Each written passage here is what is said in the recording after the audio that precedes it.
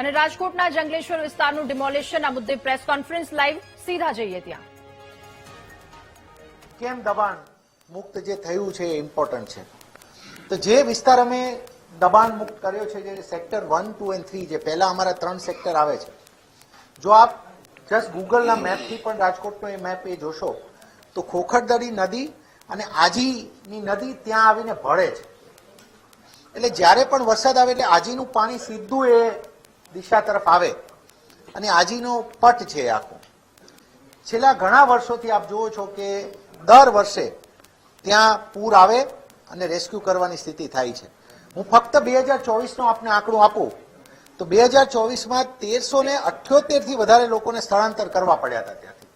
1378 લોકો અને 370 લોકો તો રેસ્ક્યુ કરવા પડ્યા હતા ત્યાંથી. અને હું આની ગ્રેવિટી એ જણાવું કે જે એમને 370 લોકોને રેસ્ક્યુ કરવા ગયા એ ઓફિસર્સને પણ એનડીઆરએફની ટીમે ત્યાંથી 24માં રેસ્ક્યુ કરવા પડ્યા હતા. ઓફિસરો પણ તે છોડવા જે એમને રેસ્ક્યુ કરવા ગયા ટીમ ફસાઈ ગઈ હતી ત્યાં. એટલે આ પાણીથી ભરાતો લોકોના જીવને જોખમ સમૂહ જે હતું એ વિસ્તાર અમારો ત્યાંથી દૂર થયો છે.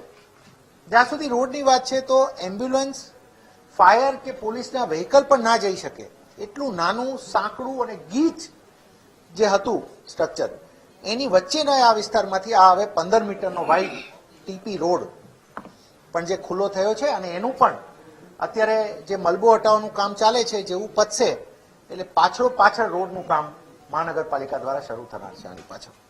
એટલે હવે જંગલેશ્વરમાં બે વસ્તુ અમે આ દબાણથી અમને એવું લાગે છે કે બે વસ્તુઓ એવી થઈ છે. એક, નદીના જે દર વખતે પૂરથી આપણને ડર રહેતો હતો, લોકોના જાનમાલનો ડર રહેતો હતો, એનાથી હવે આપણે પૂરની બાબતમાં મુક્ત થયા છે. અને બીજું કે આ રોડ બનવાથી એમ્બ્યુલન્સીસ, ફાયર અને પોલીસના વ્હીકલ માટે પણ આ વિસ્તાર આખો ખુલ્લો થયો છે. આ થતાં કોઈ નાની મોટી આરોગ્યની ઇમરજન્સી, ફાયર ઇમરજન્સી અને કોઈ લો એન્ડ ઓર્ડરના ઇસ્યુ સમયે પણ એવું નહીં બને કે જંગલેશ્વરની અંદર નથી જઈ શકાતું, હવે જઈ શકાશે અંદર સુધી. એટલે એ પણ થાય છે. મિત્રો, જ્યાં સુધી લોકોને આવાસ આપવાની ને એ બધી વાત છે તો રાજકોટ મહાનગરપાલિકા આજ સુધીમાં 36,541 આવાસ 101 પ્રોજેક્ટ હેઠળ આપી ચૂકી છે. અને આ વિસ્તાર જે છે એની અંદર 873 આવાસો આજ સુધી અપાઈ ચૂક્યા છે. 873 મિત્રો એ અપાઈ ચૂક્યા છે કોઈને કોઈ ફેઝમાં. અમે ડિમોલિશન કર્યું ને તો 2-4 વસ્તુઓ જે ધ્યાન આકર્ષક આપને કહીએ કે જે આપણે બધા, મેં આપને પહેલા પણ કીધું કે we wanted to talk informally as well. કેમ કે એક મહત્વનો મુદ્દો, કાચા મકાનો તો અમને નહિવત જેવા મળ્યા છે, જે કાચા માટીના નહિવત અમુકને ગણીએ તો ફક્ત ઉપર સ્લેબ ના હોય ને એવા આશરે 500 જેવા મકાનો છે, પણ પાકા ફક્ત પતરા હોય ઉપર, એવા 500 જ છે. આ જે 1500 ની આપણે વાત કરીએ છીએ, 1400 ઉપર 1500. બાકી જે 989 મકાનો છે એ વિગત થોડી વિચારવા જેવી છે.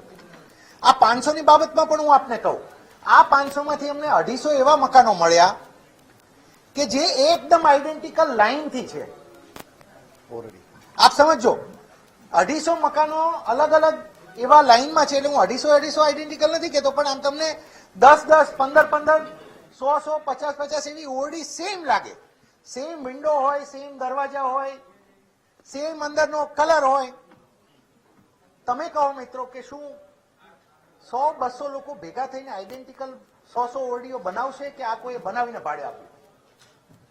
આ પણ એટલે 500 પહેલાની જે વાત કરી એમાંથી 250 તો આઈડેન્ટિકલ ઓરડીઓ. કોઈ આવ્યા અને એકલા એને દબાણમાં મકાન બનાવ્યું એવું નહીં. બાકીના 989 જે છે એની અંદર 50 થી 100 વાર જમીનમાં ફેલાયેલા હોય એવા 800 થી વધારે મકાનો જોવા મળે, 800 જેવા.